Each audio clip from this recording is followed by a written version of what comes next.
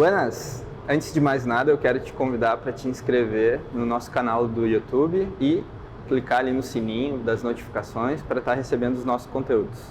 Hoje o nosso convidado é Rui Oppermann, é professor titular da Universidade Federal do Rio Grande do Sul desde 1983 e atua como professor e orientador do programa de pós-graduação em odontologia.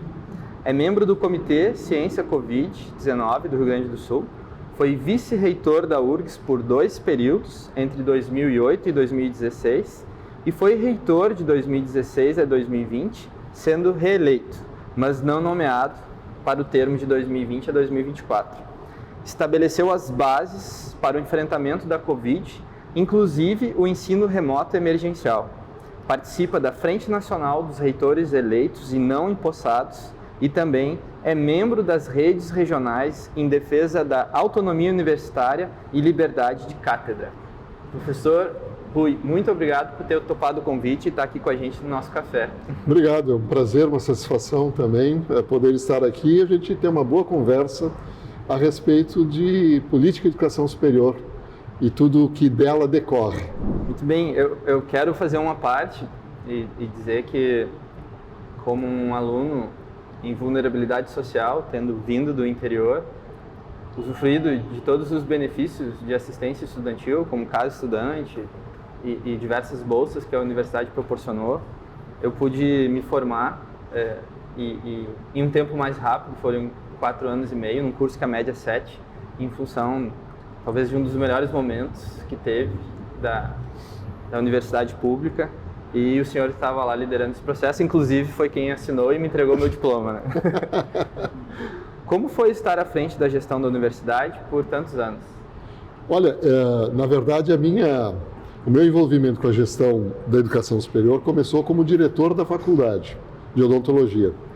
E eu fui eleito diretor da faculdade para a gente mudar um paradigma elitista que tinha na faculdade, né?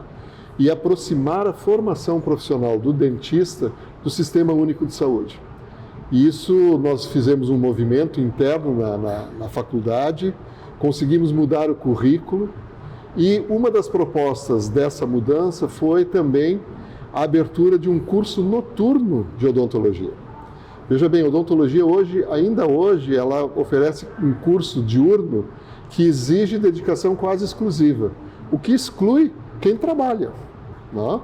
O curso noturno, ele abriu a possibilidade do trabalhador também se tornar um cirurgião dentista dentro de uma faculdade federal.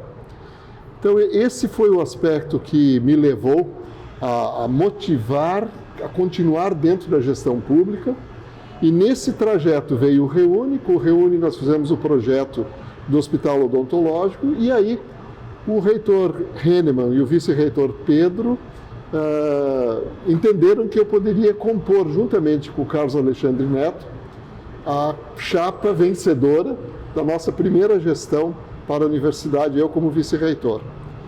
E foi um longo caminho de aprendizado, né, com políticas públicas. Vivemos um momento de grande desenvolvimento dessas políticas com o Reúne, que foi um programa de incentivo como nunca antes visto na história da universidade, né? Uma expansão dos cursos, uma expansão da infraestrutura, uma inclusão muito grande a partir das cotas. Participei da comissão que instituiu as cotas na universidade, né? E fizemos aí então uma nova universidade, uma universidade que hoje está colorida, ela se expandiu, hoje nós temos até um campus no litoral, né? Abrimos novos cursos e isso foi me envolvendo, né? De tal maneira que hoje eu continuo envolvido com as políticas públicas da educação superior, exatamente por entender que essa é uma forma de transformação social muito importante, estratégica e essencial para qualquer país do mundo. A sua gestão, ela teve que enfrentar algumas questões relacionadas às crises políticas, como foi o caso da PEC 55, também chamada PEC do teto de gastos, que limitava os investimentos na área da educação. Na ocasião, estudantes ocuparam a universidade em uma tentativa de evitar que a PEC fosse aprovada.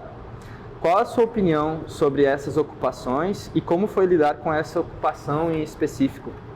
Olha, eu fico muito contente com essa pergunta. Eu acho que é a primeira vez que me fazem uma pergunta sobre essa situação. Foi uma situação muito crítica dentro da universidade, dentro do país. Infelizmente, perdemos, porque a PEC foi aprovada, né?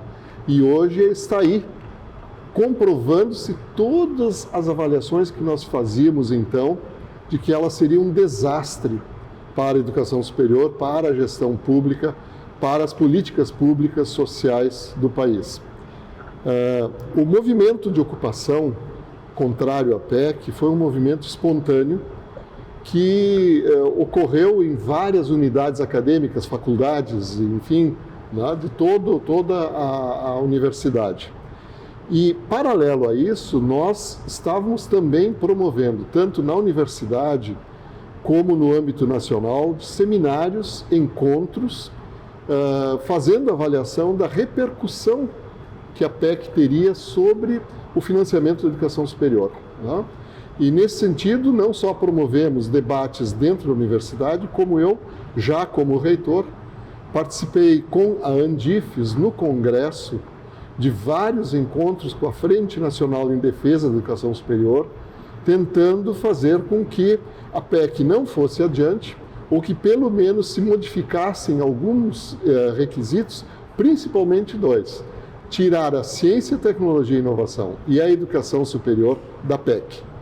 Né? Porque havia e ainda há, eu espero que a gente supere isso, uma incompreensão sobre a natureza da universidade. A universidade, embora seja uma autarquia, ela não é uma autarquia burocrática.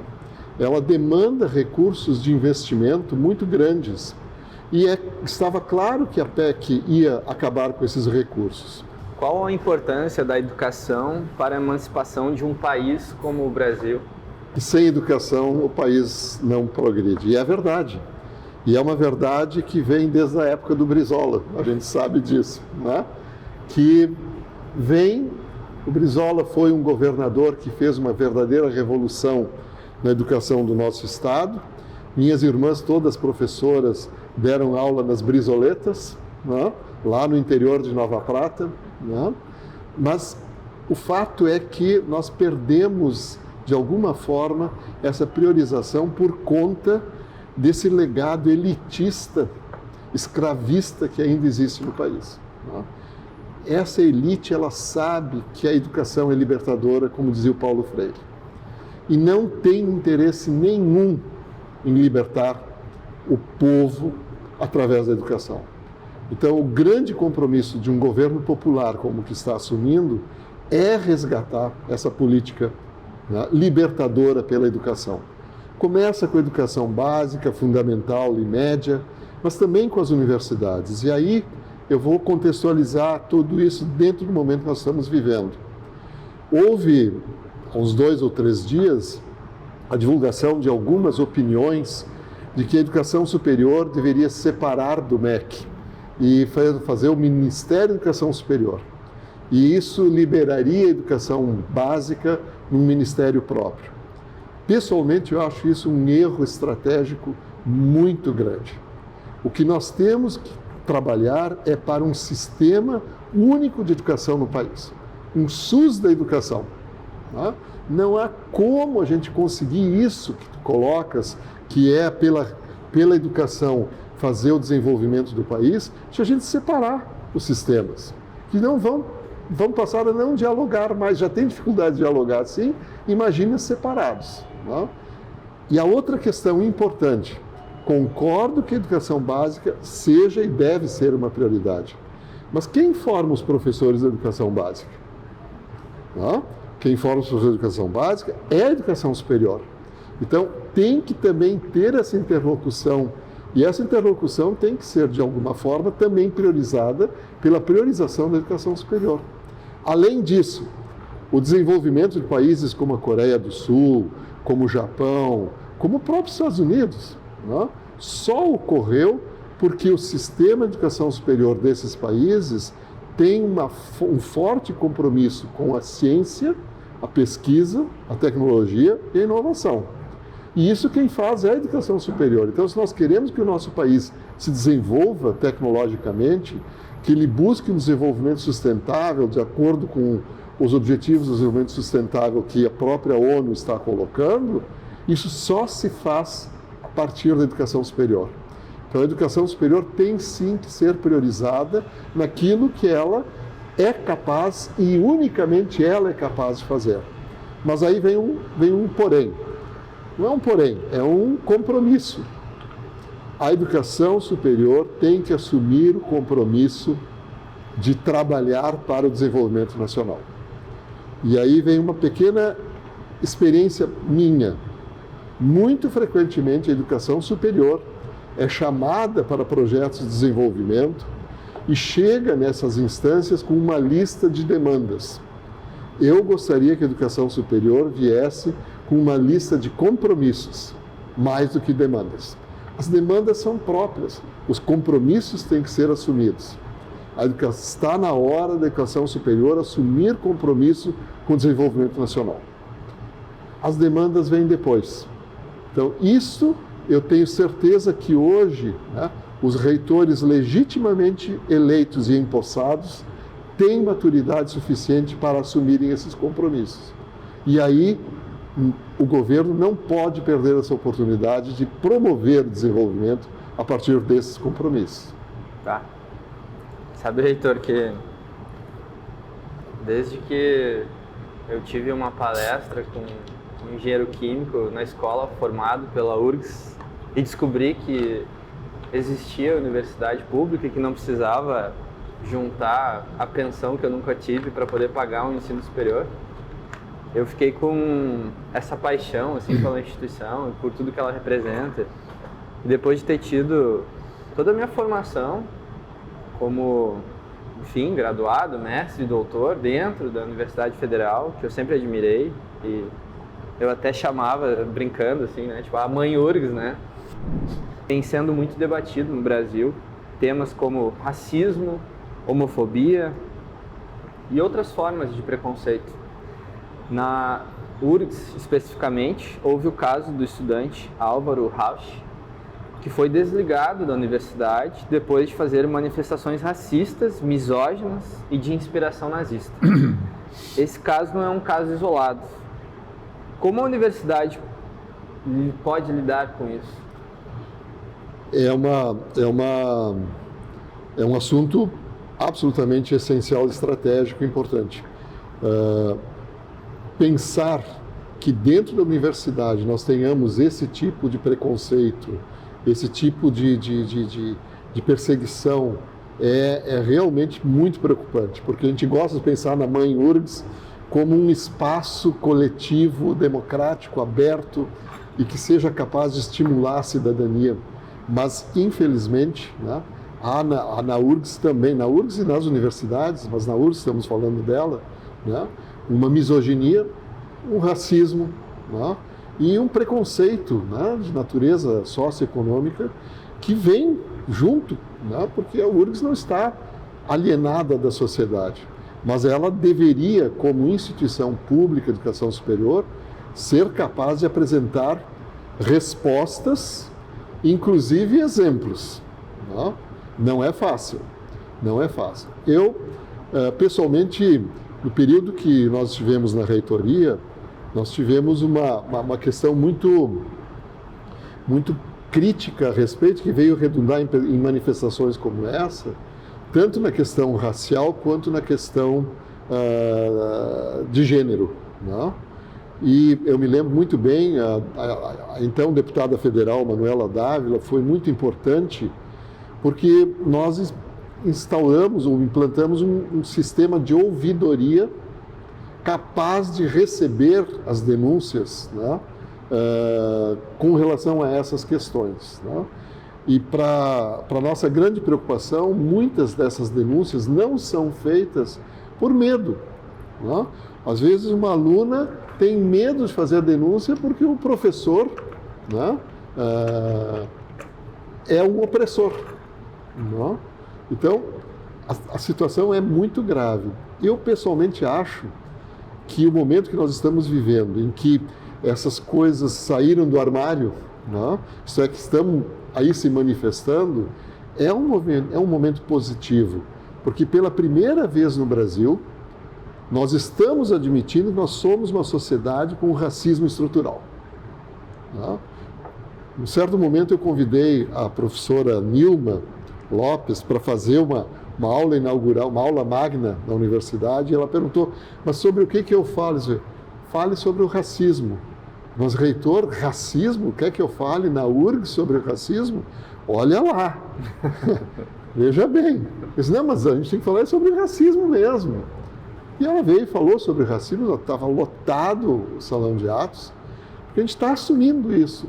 E talvez o primeiro passo para superar é reconhecer que é um problema. Não? Que é um problema e é um problema que a gente tem que superar. Agora, para superar esse problema, nós precisamos, né, de gestões legítimas, né, gestões compromissadas com a comunidade, gestões que sejam capazes de ter a voz representativa da comunidade, o que hoje na URGS, infelizmente, não é o caso. O senhor enfrentou pelo menos 2 anos de governo Bolsonaro enquanto gestor. Muitos cortes na educação foram feitos. Os cortes no governo Bolsonaro continuam. E recentemente foi anunciado cortes no ensino superior que já somam 5,7 bilhões. Assim, grande parte dos estudantes estiveram com o pagamento de suas bolsas comprometidos.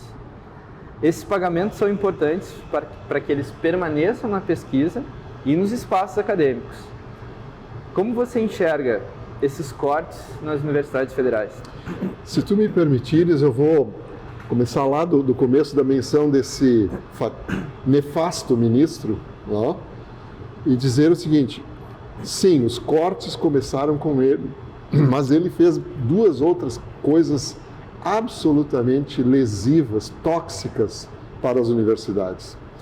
A primeira delas foi o Futurice. O Futurice foi um programa que ele, de forma bombástica, quase hollywoodiana, eu estava lá na apresentação, fui um dos que levantei a mão, né, e ele marcou a minha mão levantada, me opondo àquela feérica demonstração com fumaça e luzes, mostrando o Futurice, que era, na verdade, uma grande proposta de acabar com a educação superior pública, gratuita, né, socialmente referenciada, como é a nossa educação pública. Né? O Futurice foi uma das piores coisas que já foi proposta por algum governo na história desse país. Né? O Futurice também mobilizou todas as comunidades, inclusive a nossa, na universidade. Né? E nós promovemos vários debates, e aí estávamos todos reunidos, inclusive aqueles que estavam ocupando na PEC, estávamos todos juntos, né? Condenando o Futurice. E o Futurice foi tão condenado que ele ainda está, infelizmente, repousando numa gaveta do Congresso Nacional. Mas eu acho que ele não vai mais voltar. Tá? Então essa foi a primeira questão fundamental. O outro grande ato lesivo desse ministro com relação às universidades foram as fake news. Não vamos esquecer do que foi da química, né? Que tinha laboratórios de química que sintetizavam drogas ao estilo Mr. White, né? E que faziam todo tipo tinha plantações de maconha, né? E tinha orgias, né? Bacanais. E aí vinha doutrinação marxista por parte, né, das reitorias das universidades.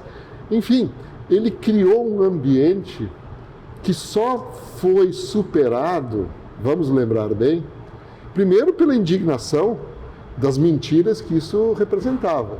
Eu mesmo me lembro numa rádio dizendo que o ministro estava mentindo quando dizia isso. E ele pediu direito de resposta, a rádio deu direito de resposta, e ele disse, eu anotei o nome desse reitor, porque mentiroso é ele.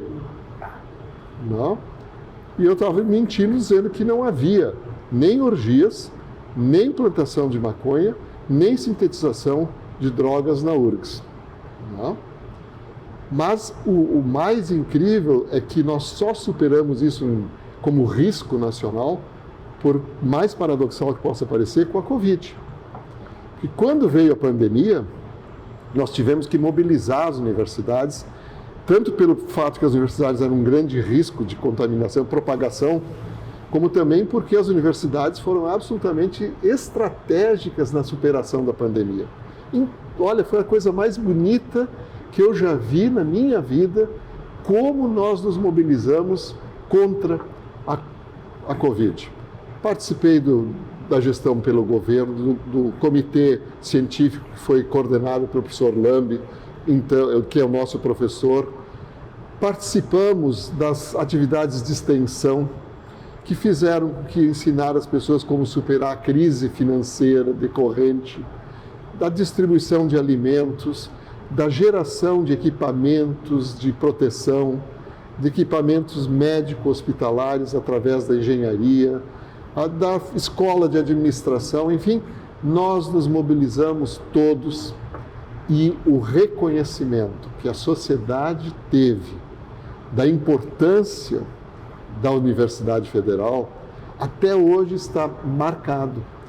Essa iniciativa que chama-se Sou Ciência fez uma pesquisa e mostrou que hoje as universidades federais são reconhecidas pela sociedade como seu patrimônio, são contra a privatização, a favor da gratuidade, né? E reconhecem como uma instituição confiável.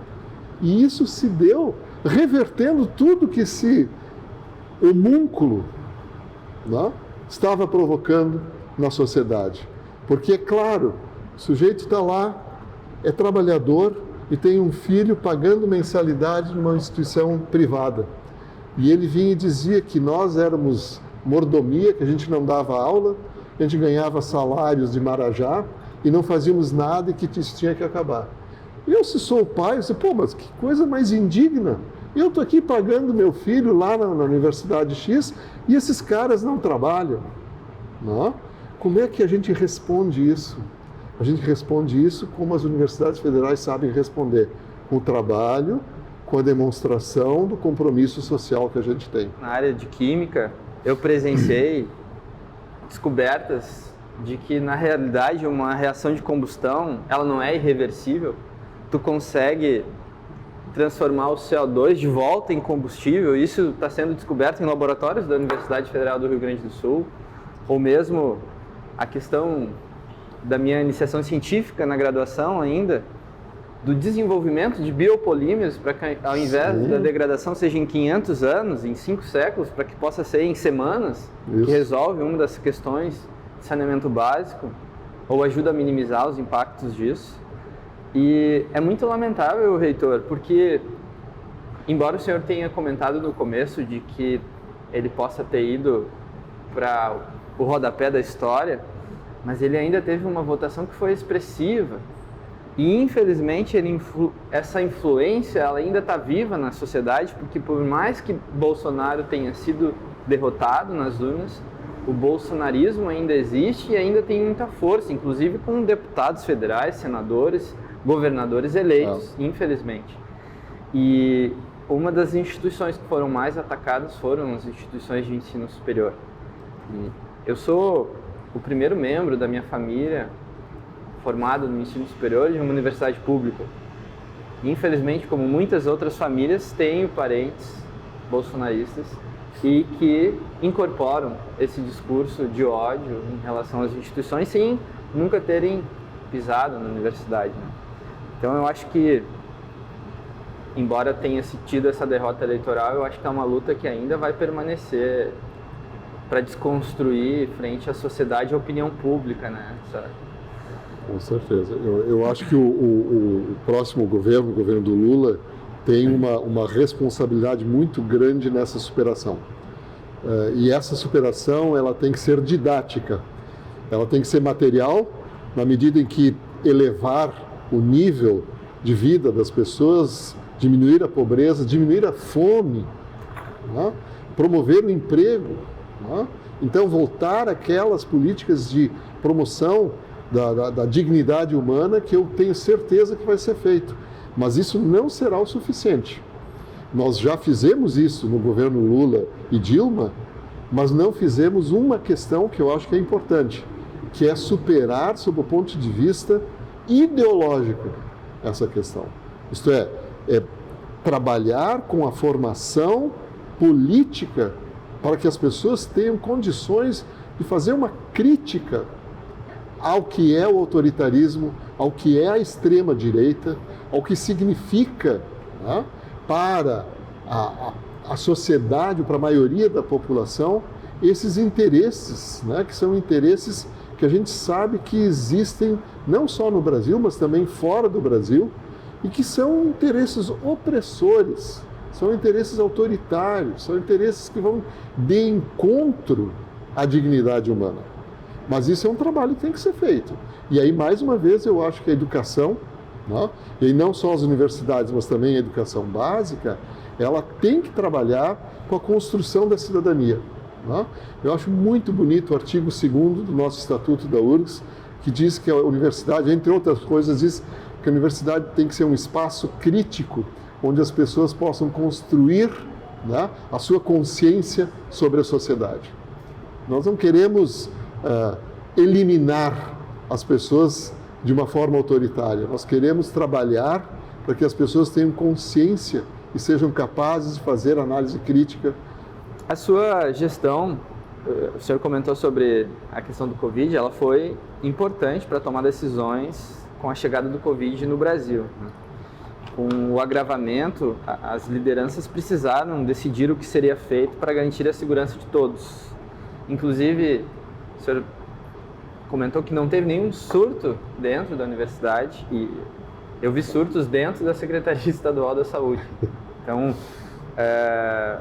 ao mesmo tempo também fiquei muito feliz de contribuir, porque estava lá nessa interface entre, ainda com vínculos na universidade e em paralelo no contexto da pandemia, contribuir para o monitoramento do vírus no esgoto, que dava respostas muito mais preventivas do que lá os leitos de UTI, que já não tinha mais o que fazer, né? E isso a universidade esteve também com essa interface. E a URGS suspendeu as aulas temporariamente nesse contexto. Como foi lidar com esse desafio de tomada de decisão frente ainda um cenário nebuloso de não se saber o que estava acontecendo no mundo, né?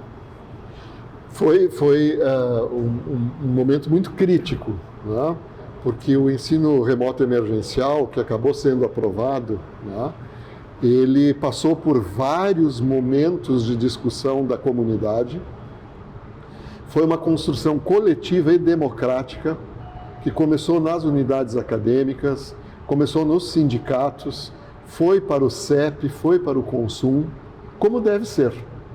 E com o reitor e a vice-reitora trabalhando juntos, e não como inimigos, né? Trabalhando juntos para que se pudesse chegar a essa opção.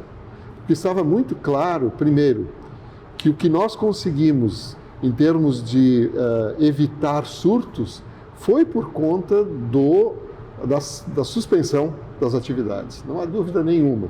Então, quando nós suspendemos as atividades, nós garantimos, primeiro, a integridade. Segundo, suspender as atividades não significou parar a universidade. A área da pesquisa continuou e foi essencial que continuasse para que a gente pudesse também trabalhar colaborando com as questões importantes aí de equipamentos, etc. e tal.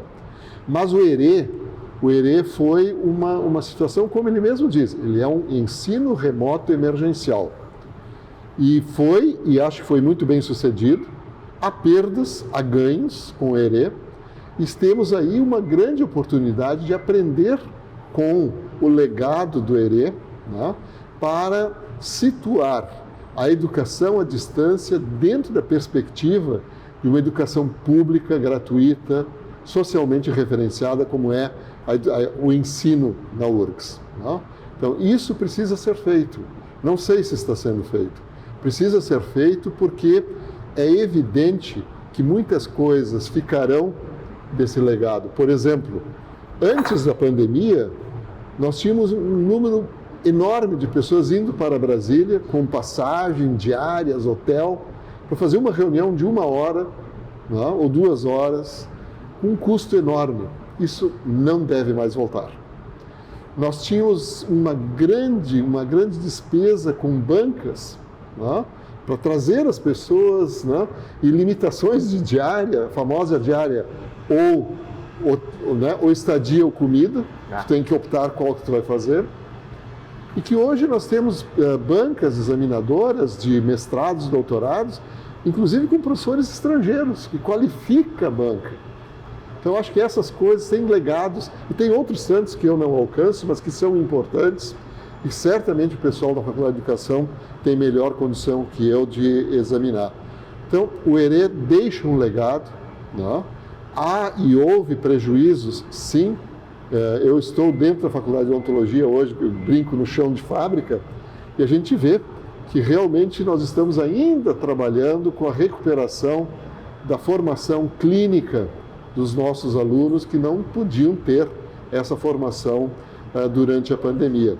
Mas toda vez que eu vou para a faculdade para dar aula, eu fico pensando assim, que bom que todos estamos vivos, né? Que bom que, se a gente teve algum prejuízo, certamente não foi a perda das nossas vidas, enquanto a gente assistiu perdas de pessoas, nossos colegas, né? Colegas de universidade, nossos familiares, nessa tragédia humana tão importante e tão negada por esse governo, né? Aí sim, aí a história não vai botar no rodapé. Mas em relação às perdas do ensino remoto, tem um ponto assim que eu acho que ele é mais afetivo, que é a questão das formaturas, né? Eu sei que o senhor deve ter assistido mais formaturas de todo o Brasil aí, né? Talvez os que mais acompanham formaturas, mas assim, aquele momento, para quem está muitas vezes sendo a primeira diplomação de toda uma família, e tu ter essa reunião de tantos lugares distintos das famílias no salão de atos, é uma energia, é algo que a formatura remota ali na frente de uma tela não tem o mesmo sabor, né? Tu sabes que isso nem seja um outro comentário, mas eu vou chegar na formatura através dele. Muito frequentemente eu digo que a experiência universitária, mais importante que a sala de aula é o ambiente universitário, né? Estamos conversando aqui sobre o trabalho, sobre a política estudantil, sobre a azaração, sobre fazer, sobre acontecer, sobre viver, sobre o diálogo lá no Antônio, sobre tudo isso é fundamental, e a pandemia nos tolheu essa experiência. Então as pessoas não tiveram essa oportunidade. É uma das grandes críticas que eu faço à EAD pura, porque você perde a oportunidade de construção da cidadania, né? Que é uma das grandes características das universidades latino-americanas, diferentemente das americanas. Nas americanas o cara vai para a aula, vai embora e a experiência universitária praticamente não existe. Nós construímos ao longo desses mais de 100 anos essa experiência de construção da cidadania através do convívio universitário. E dentro disso, talvez, o grande clímax dessa questão é a formatura. Eu sempre adorei ir às formaturas, todas elas, né? Algumas me diziam, reitor, não vai porque o pessoal lá é contra você. Eu ia, às vezes recebia vaia, às vezes eu revertia as vaias, né? Porque as pessoas vaiavam por uma questão e eu mostrava que a questão não era aquela, né? E fui a formaturas, todos os espaços, porque a formatura é exatamente isso. E devo te dizer que muitas vezes eu chorei com depoimentos como o teu, né? Cada vez mais frequentes. Primeiro da minha família se formar, a ter um grau universitário. E por que isso é tão emocionante? Porque eu sei o que significa esse diploma universitário, não só para a pessoa, mas para a família, para o entorno, né?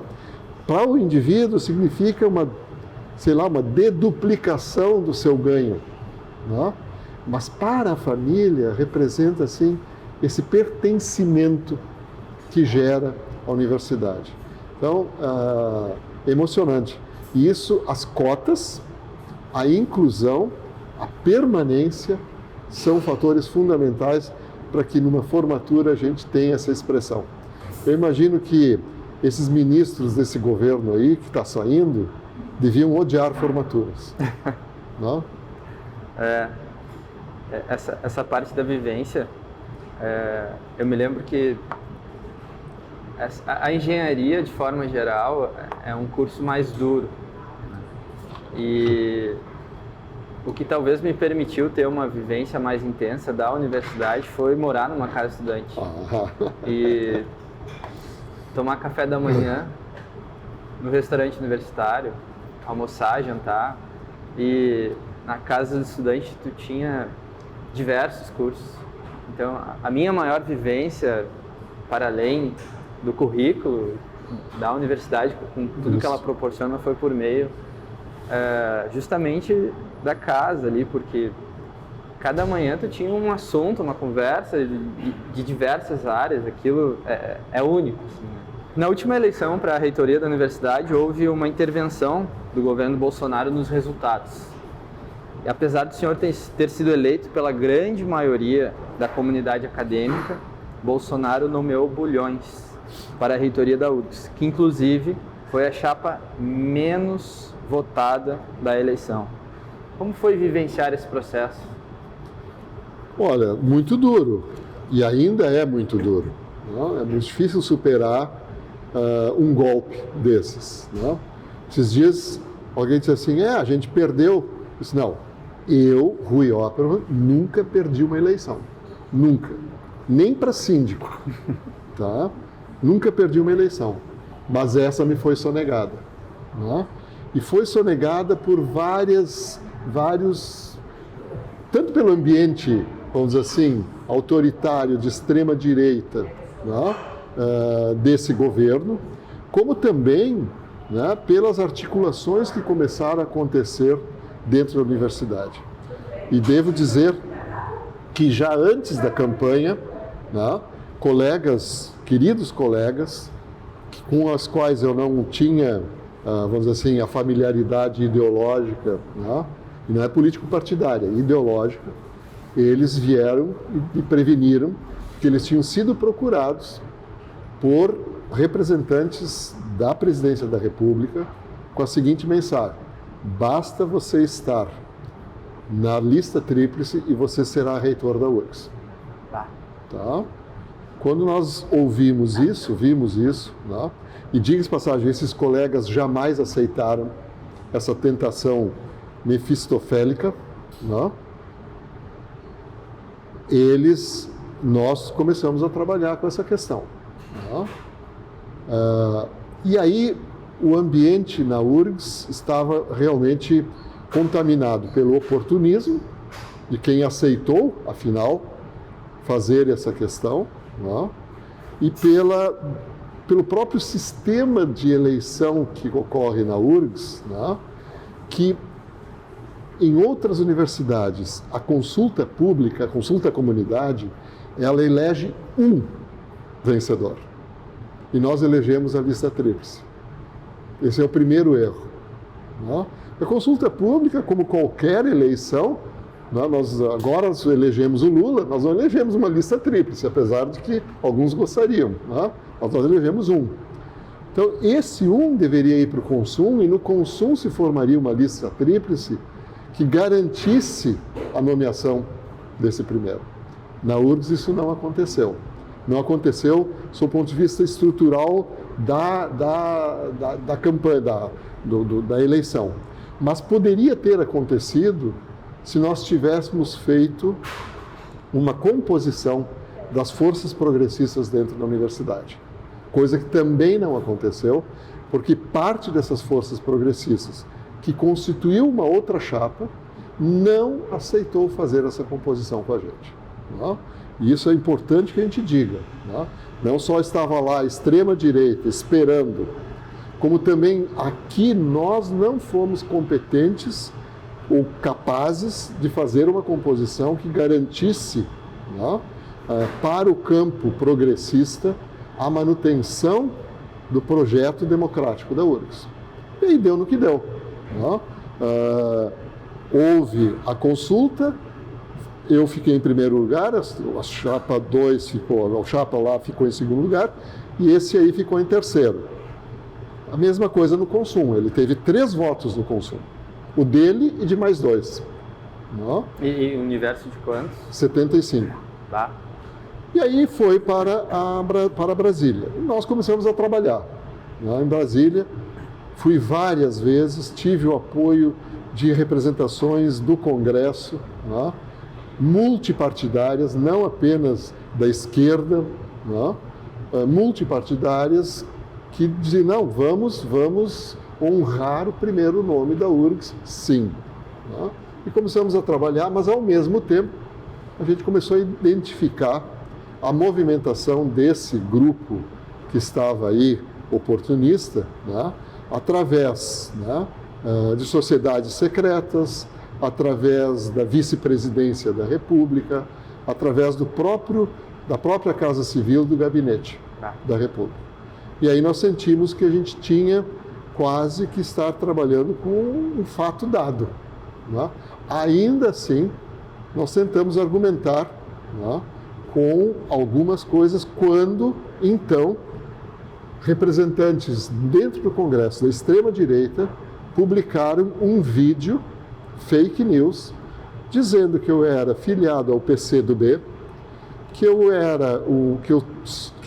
fazia doutrinação ideológica, que eu tinha um projeto com o PT para tomar conta da universidade, e mostravam, por exemplo, eu recebendo deputados e deputadas que iam à universidade, ao reitor, para entregar as suas emendas parlamentares.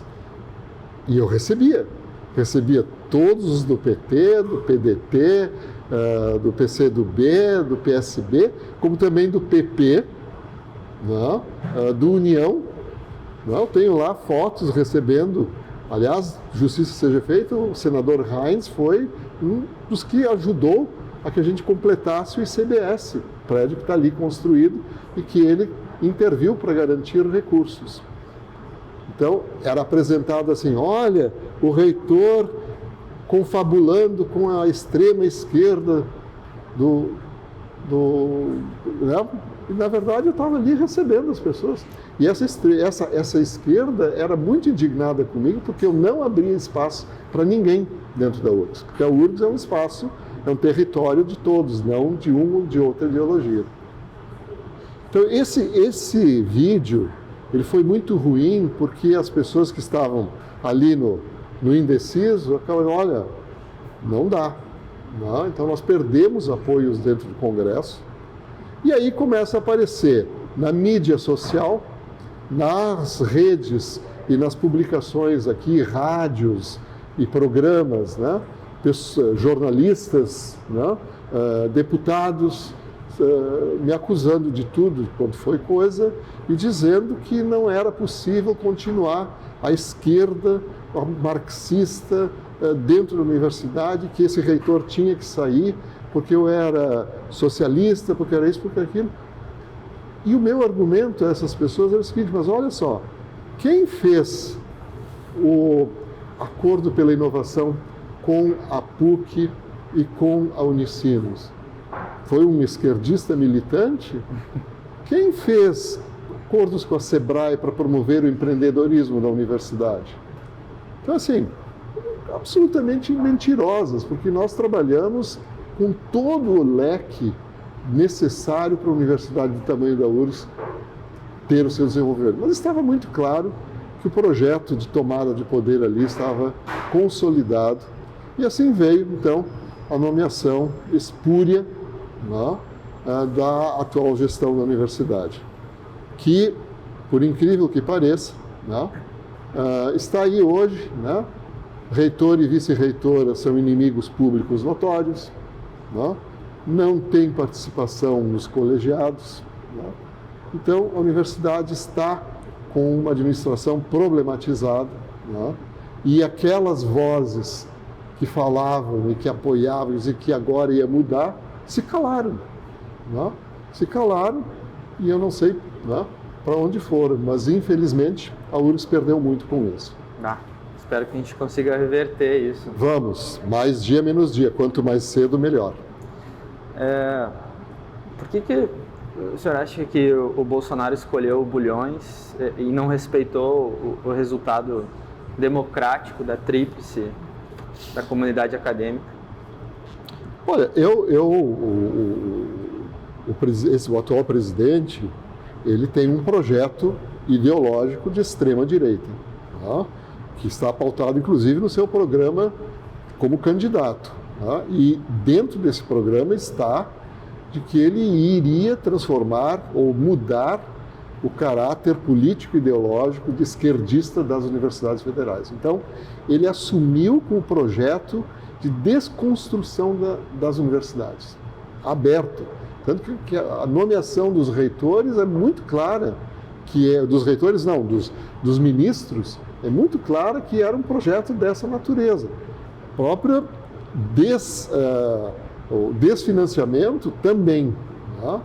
E aí, lógico que ele começou a procurar dentro das universidades pessoas que pudessem representar ou repercutir esse programa ideológico de extrema direita. E ele achou.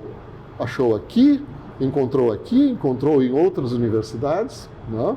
Tanto que hoje nós, reitores eleitos não nomeados, temos uma frente nacional, né? Estamos aí publicando um livro sobre o que aconteceu em cada uma dessas universidades, né? São mais de 20 universidades onde o primeiro eleito, o eleito não foi nomeado, né? E dessas universidades, muitos, né, tinham compromissos que não os caracterizam como bolsonaristas, mas tem aqueles que os caracterizam como bolsonaristas, que é o caso das universidades, por exemplo, que tentaram fazer uma associação à parte da Andifes, né?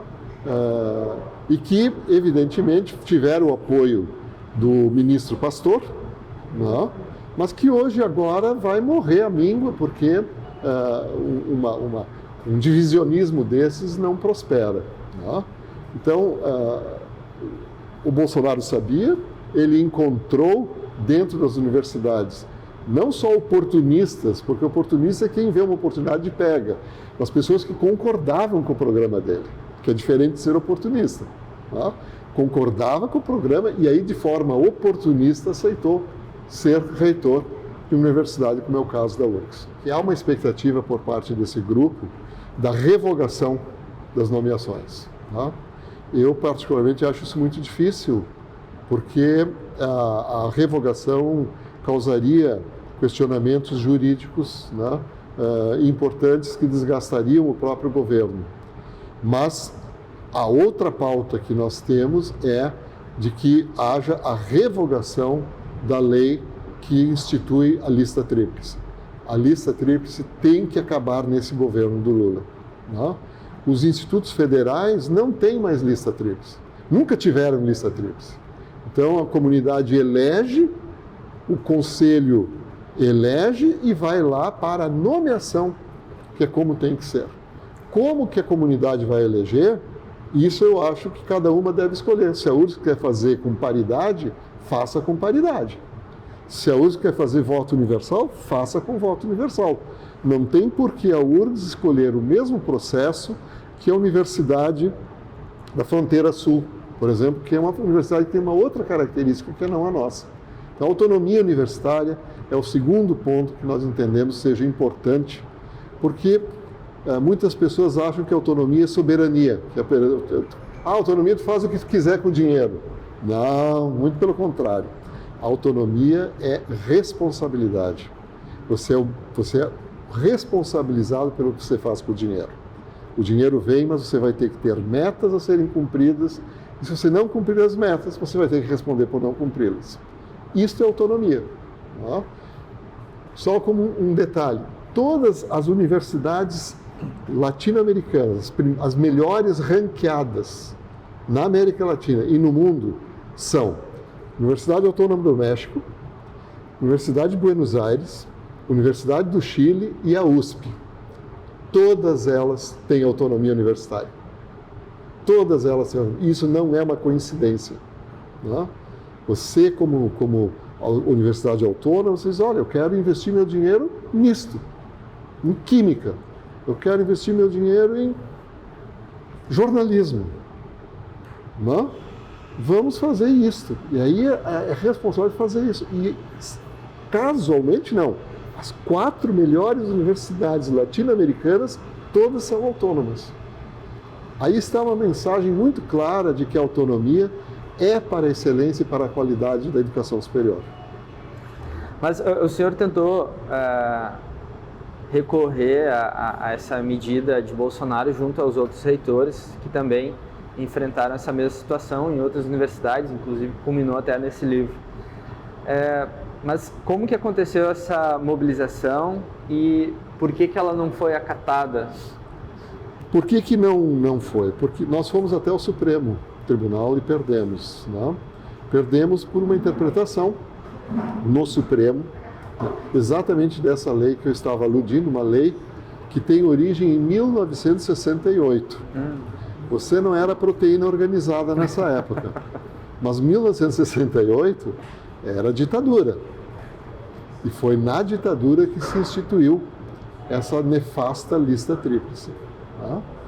E sucessivos governos após a Constituição continuaram renovando isso, inclusive os governos progressistas.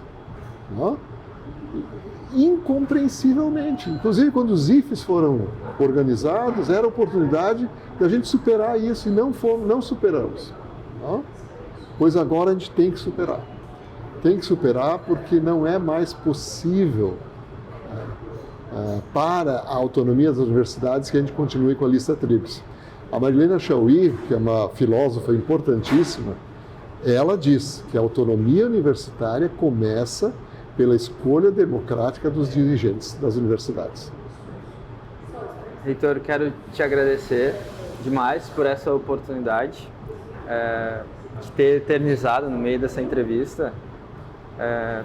Para mim foi incrível. Muito bom, olha, eu quero primeiro agradecer a vocês dois, né, a oportunidade, ao Margs, nesse espaço maravilhoso, na iniciativa que tu tens, e vou fazer uma pequena provocação.